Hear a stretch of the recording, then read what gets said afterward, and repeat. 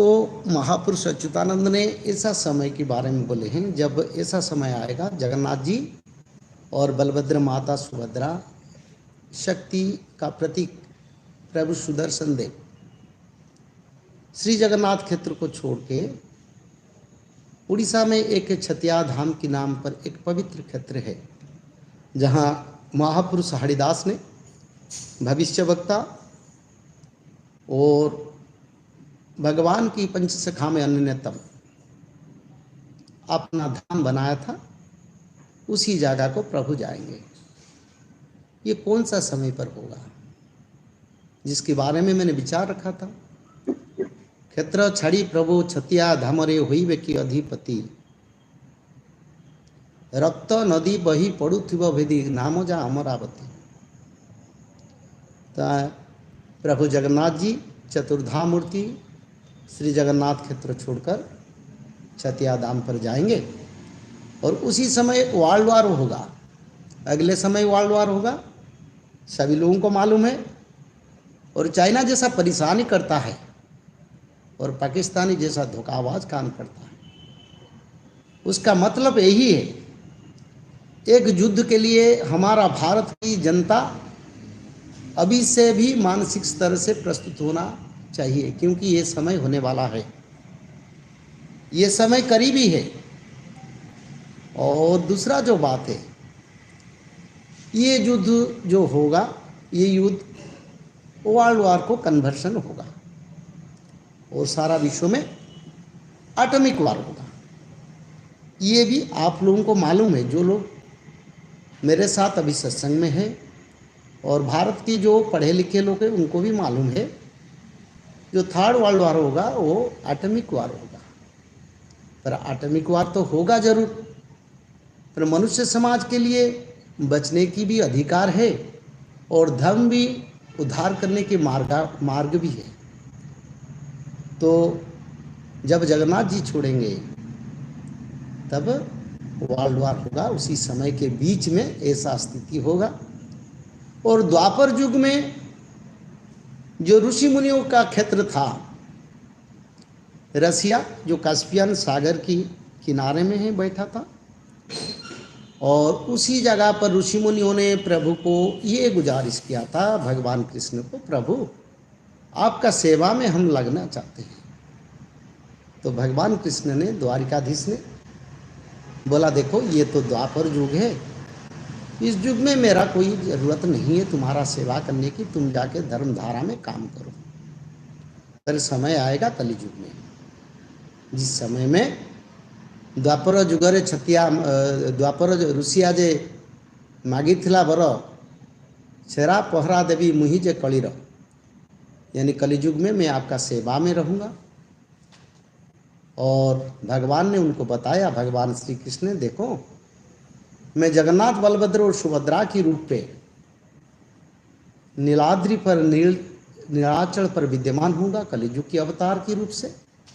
जब मैं कृष्ण अवतार में शरीर छोड़ूंगा तब मैं जाके मेरे अंश के मिला के चतुर्धा मूर्ति होके मैं जगन्नाथ क्षेत्र उड़ीसा पुरी में निवास करूंगा।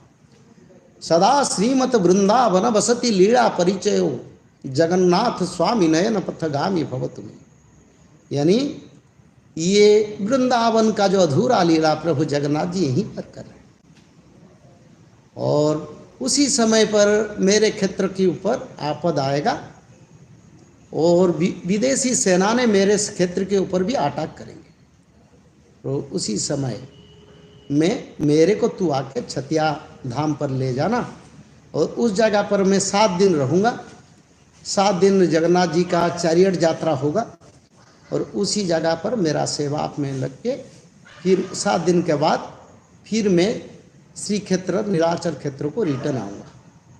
तो उसी समय मेरा सेवा करना, यही सबसे बड़ा तेरा कर्तव्य होगा।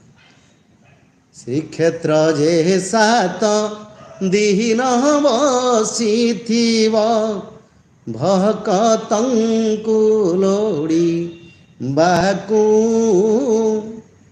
भाव विनदिया ठाकुरंकु नेई नंदी घोषे बसाइब। 7 दिन श्रीक्षेत्र बसेगा और भाव विनोदिया भक्त वत्सल प्रभु श्री जगन्नाथ श्री बलभद्र माता सुभद्रा को लेके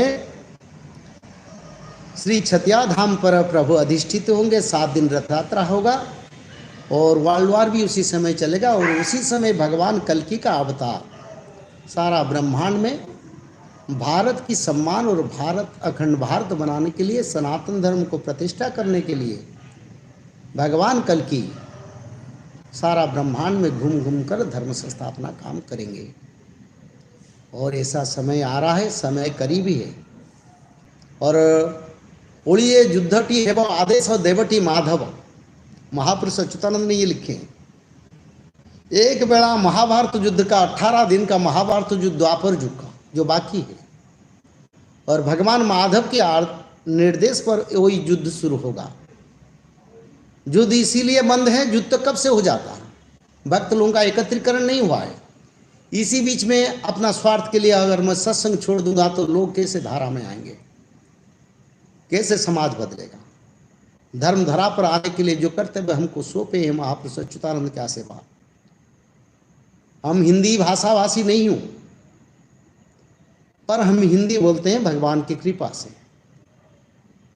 तो हमारा लक्ष्य है भारत में कोने कोने हैं, ब्रह्मांड में कोने कोने हैं जो भक्त है, जो भगवान की निरंतर धारा में आना चाहते हैं, वो मालिका के बारे में समझे समझाएं और खुद उसको समझने के बाद संसार में धर्म की धारा को लाने के लिए अपना कर्म भूमि को स्थिर कर। यही मेरा लक्ष्य। कई लोग ने मेरे को बोला गुरु बनाने के लिए, शिष्य होने के लिए। मैं बोला देखो, मैं तो आप तक मेरे शिष्य के हिसाब से भगवान मेरे को ग्रहण नहीं किया, तो फिर मैं कैसे गुरु बनूंगा, आप लोगों को शिष्य बनाऊंगा। तो कोई गुरु परंपरा नहीं है। हमारा भाईचारा है, पवित्रता, गोप वृंदावन का जैसा पवित्र धारा, भगवान जैसे परिवार जैसा भक्त लोगों के साथ मिले थे इस युग में, सत्य मानव के साथ हमारा रिश्ता यही है। कोई गुरु परंपरा में हम विश्वास नहीं करते। हम जानते हैं गुरु हनुमान जी, गुरु राम है, गुरु कृष्ण है, गुरु विष्णु है, उसका सिवा संसार के में कोई गुरु नहीं। पर दीक्षा गुरु, शिक्षा गुरु रहते हैं, पर मुक्ति और मनुष्य जन्म को सार्थक करने के लिए एक ही मार्ग है, श्री भगवान विष्णु का शरण में आना। कोई बुरा है, हिंदू धर्म यही कहता है सनातन धर्म। कोई अच्छा लोग है तो उसको सनातन धर्म हमेशा ही उनको सम्मान दिया है और अंत में उनको मुक्ति भी मिला है, भगवान ने उसको आशीर्वाद रखे। कोई बुरा काम करते हैं तो उनका समाप्त भी हो जाता है। और जैसे कि ये भी तो सत्य युग चल रहा है, ये युग में देखो जिस समय पर हम खड़े हैं, बड़े से राष्ट्राध्यक्ष, क्षमताधारी विचारक और जो फाइनेंशियलिस्ट है, जो बड़े बड़े कंपनी का मालिक है, आज देशांतर है और कहीं कहीं जेल भी जाते हैं और पकड़ जाते हैं। यही तो सत्य युग का निशानी है। देखो ये हुआ था क्या 20 साल पहले।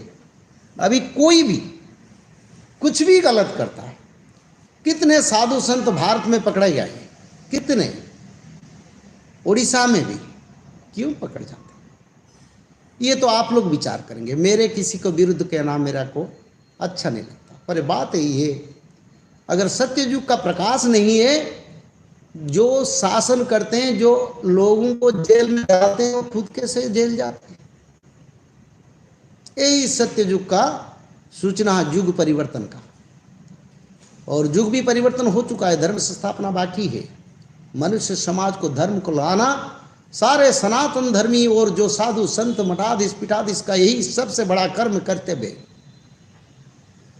एक राम कथा और भगवत कथा करने वाले प्रवचक, उन्होंने बोले हैं मालिका के बारे में, और मालिका को उन्होंने एक्सेप्ट किया और सारे भक्तों को यही बोला, धर्म की रक्षा करने वाले, धर्म की धारण करने वाले लोग ही बचेंगे, दूसरा लोग नहीं बचेंगे।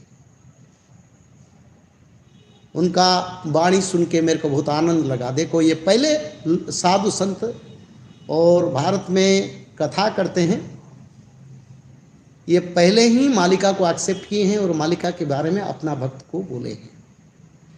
तो उनके लिए उनको मैं अशेष अशेष धन्यवाद और सम्मान ज्ञापन करता हूँ, विनम्रता भी ज्ञापन करता हूँ। और अगर उन जैसी और भी कथाकार लोग बदल जाएंगे तो दुनिया में धर्म का, पवित्रता का प्रकाश होगा।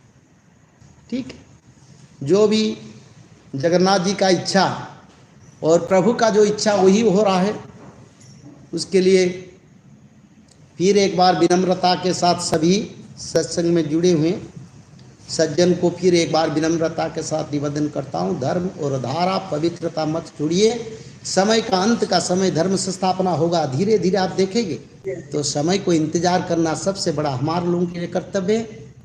और जो हम वेद की धारा में हैं, जो हम सनातन धर्म हैं, जो हमारी प्रभु और हमारी प्रभु की जो देवी देवता, जो शास्त्र पुराण, उसको अनुसरण करना हमारा के लिए सबसे बड़ा कर्तव्य है, सबसे बड़ा नीति है, सबसे बड़ा आदर्श है। यही सनातन धर्म कहता है, धर्म धर्म धर्म, धर्म के सिवा संसार में वही कुछ का किसी का मायना नहीं है।